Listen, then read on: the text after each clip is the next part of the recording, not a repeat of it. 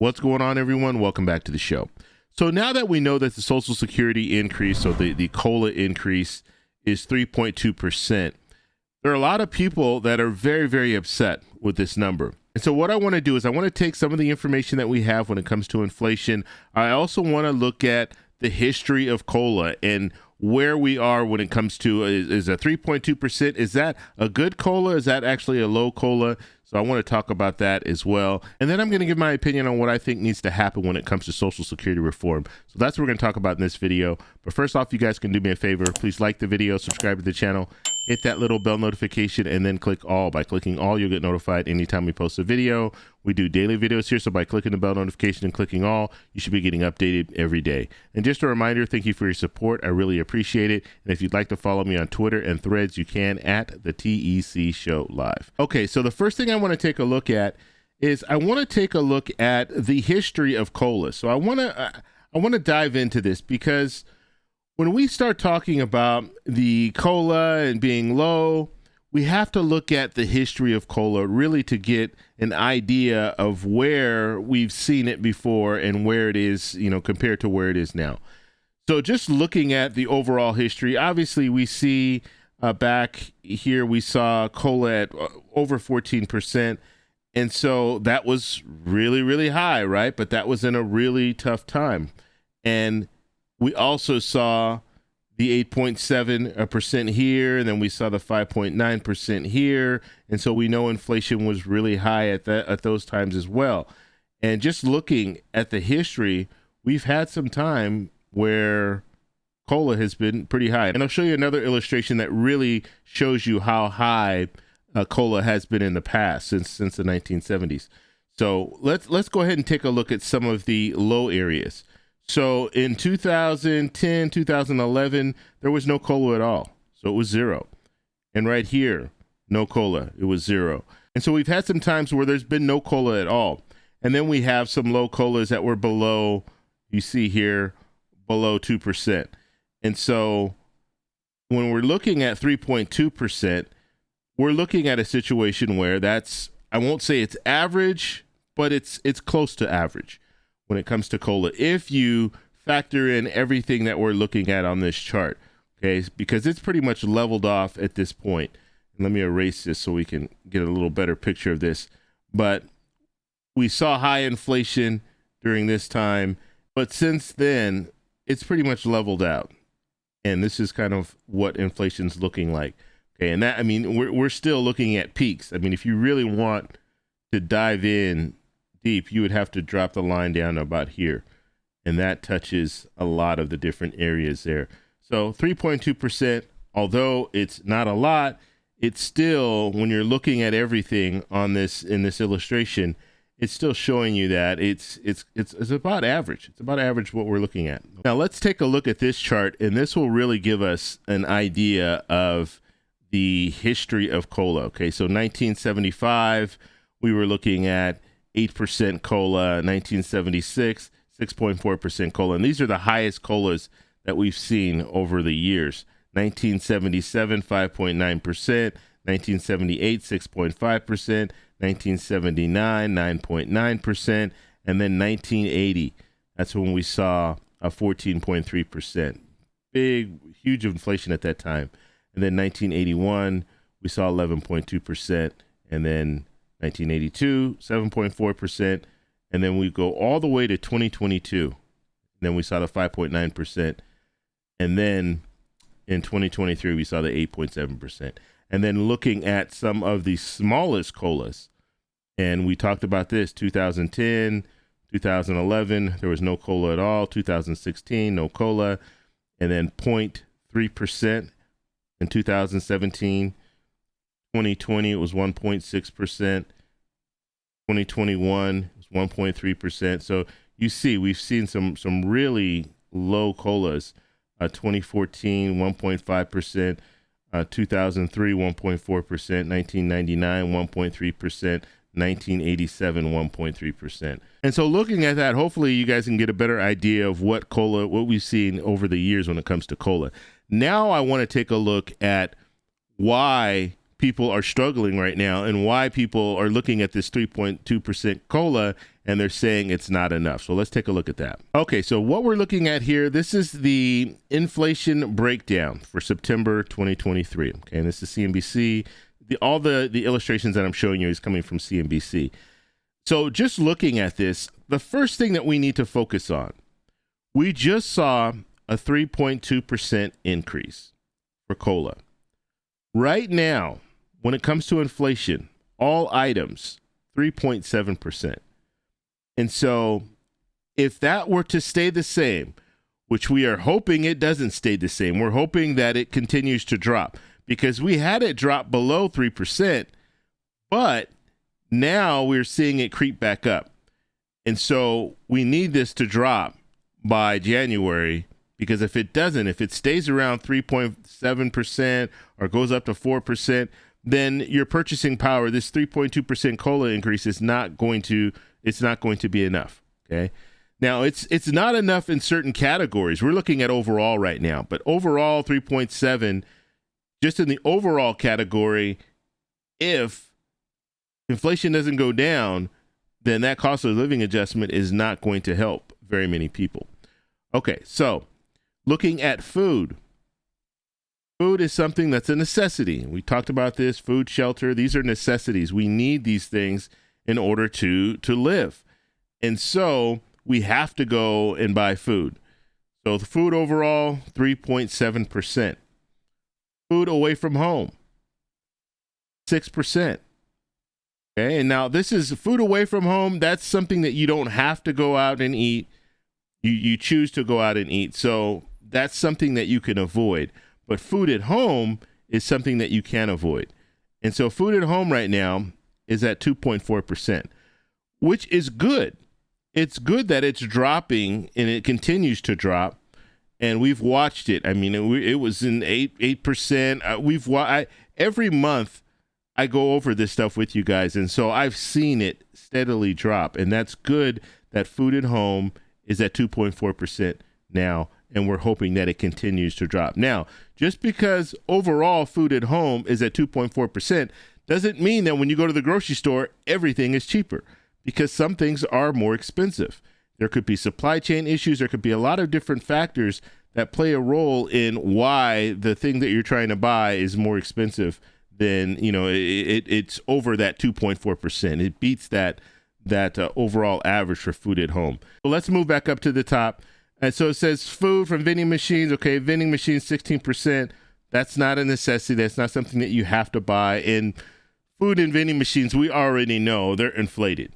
And it depends on where you're getting them from. If you're at your job and there's no snack bar or anything nearby and they have vending machines, yes, it's going to be expensive. And so that's 16%. Yeah, I can see that. Food at employee sites and schools. Okay, we know this, just like I said, if there's no snack bar nearby and if there's no competition, basically is what I'm saying, not even a snack bar. If there's no competition, then yes, that food is going to be inflated. Just like when you go to a movie theater, the food is inflated and you're paying a lot more than you would pay at a grocery store or a liquor store because you have choices. You don't have a choice when you go to a movie theater or when you're at work or you're at school. Okay, alcoholic beverages away from home, 6.4%. Limited service meals plus snacks, 6.4%. And now let's get into some of the food at home categories. So look at this. Frozen, non-carbonated juices plus drinks, 21.3%. So just keep that in mind when you're buying frozen non-carbonated juices, okay? That's going to be really, really inflated, and there could be some supply chain issues when it comes to that. I'll have to do some more research and find that out. But frozen vegetables, 11.6%. Uncooked beef steaks, 9.7%. Baby food plus formula. Now, this is important because this is also something that you can't avoid. If you have kids, you need to buy this baby formula and food. That's at 9.2%. White bread is at 7.8%, and then sugar is at 7.7%. And one thing about sugar, that last thing we were talking about, the 7.7%, sugar's in a lot of different products. And the companies that are making these foods, they need to purchase sugar. And if they're paying more for the sugar, they're going to pass that cost on to you. And so that's what we're seeing a lot of when it comes to some of these different categories. So shelter is still up. I didn't have any information on shelter, at least not on this illustration. So I'll do a separate video and I'll talk a little bit about that. But this is the reason why the 3.2%, people get this, they see the increase at 3.2%. They find out, it's going to be, for the average person, it's going to be around $50, $57, $58. And they're thinking, that's not enough. Because when I go to the grocery store one time, I pay more than $57 or $58 for groceries.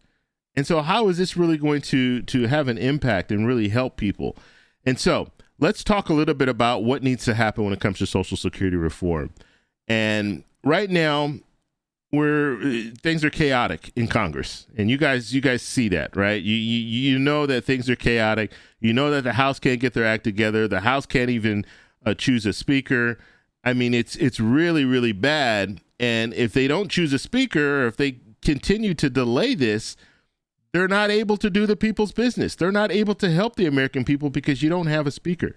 You need to have a speaker. And so what they'll probably end up doing, because Jim Jordan right now is, they're saying, the front runner, but he's the only one running. So he needs to get 217 votes. If he can't get 217 votes, he is not going to be the next speaker. And so he's now trying to rally the troops and trying to talk to the Republicans to see if he can get the 217 votes. But what's probably going to end up happening is they're just going to have an interim speaker. And McHenry is there right now as an interim speaker. He might just stay there, and just so they can get things done, because they need to get things done. So maybe have this temporary situation at least until after November 17th, because we have to talk about the government shutdown that could potentially happen in November 17th if we don't have a budget for 2024. And so that's something else that we really need to be focused on. And so I'm hoping that Congress can come together and figure this whole thing out so we can move forward. They can go ahead and vote for the budget for 2024, vote on the appropriation bills or whatever they want to do, continue resolution, however they want to handle it. Hopefully they can get that resolved. And then from that point, then hopefully the talk will go back to what we need to do for Social Security, Medicare, and things like that. Okay. We see how Congress works. We see how politicians work. They'll come up with a proposal. They're all excited about a proposal, and then it goes away and they stop talking about it. And then they'll pull out another proposal and they're all excited about it, and then they stop talking about it. And so the only thing that I think that we can really do is we need to lobby Congress. That's the only thing that we can do. We need to get their attention back to Social Security, get their attention back to programs like Medicare. And the only way that we can do that is by lobbying them, by sending them letters, by going to these town hall meetings. We know that it's campaign season, so this is the perfect opportunity to get out there and talk to some of these different politicians and find out how they feel about Social Security. And we've been doing it. We've been sending out letters. You guys have been sending me the letters that you've received, and I've been sharing letters that I've sent out to different politicians. We've been reading them on the show and talking about how these politicians feel about Social Security. Or at least we're trying to find out how they feel about Social Security, but they're still very sneaky in how they answer the questions. And sometimes they don't answer the questions. And I haven't gotten a straight answer yet when it comes to, do you support a Social Security raise? I have not gotten that yet. I haven't gotten it. Not from anyone. President Biden was the only one that really responded to me, and he didn't say anything about a raise for Social Security. And the other letters that I sent out, guess what? I didn't get a response at all. The funny thing is, and I'm gonna end with this story here. I sent that letter to Ron DeSantis and was asking about, does he support a raise for Social Security? Not only did he not respond to my letter, but he's now sending me text messages. He's sending me emails constantly asking for money. Asking for money. He didn't take the time, I won't say he, but his campaign didn't take the time to respond to a letter about Social Security and about a raise for Social Security and asking if he supported it. Didn't respond to that letter. But he's sending me information about supporting his campaign. How am I going to support someone if I can't even get them to respond to me if I send them a letter? The only response that I get is send me money. Just think about that. It's crazy now how, I mean, money runs politics. That's the bottom line. You can't even get a politician to respond to you with just a you don't even have, you could be against a raise for Social Security, or you could just send me a generic letter that says, we received your letter and we're looking at Social Security and we're looking at this or we're looking at that. They won't even do that. But I'm on their mailing list now because I'm getting all the information about sending them money. And so that's where we are now. That's where we are when it comes. And thankfully, the other letters that I've sent out, I'm not getting the fundraisers and all, people sending me information about, you can donate money here, donate money there. Thankfully, I'm not getting that from some of the other people that I sent letters to. But Ron DeSantis, no, I'm getting those all the time. And maybe on the show, I'll show you guys I'm actually getting text messages. I'll show you guys the text messages that I'm receiving about supporting Ron DeSantis. And he's not even addressing a question that I'm asking, a serious question that I'm asking, a question that we know in 10 years, this is going to be a huge problem if politicians don't do anything. And he's not even answering that question. So I want to know what you guys think about this whole situation. But right now, yes, 3.2% increase. Is it enough? I don't think it's enough. Just looking at inflation, it's not enough.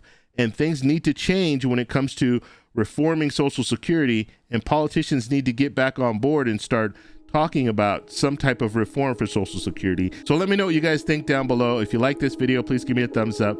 Please subscribe for more, and I'll talk to you in the next one. Bye.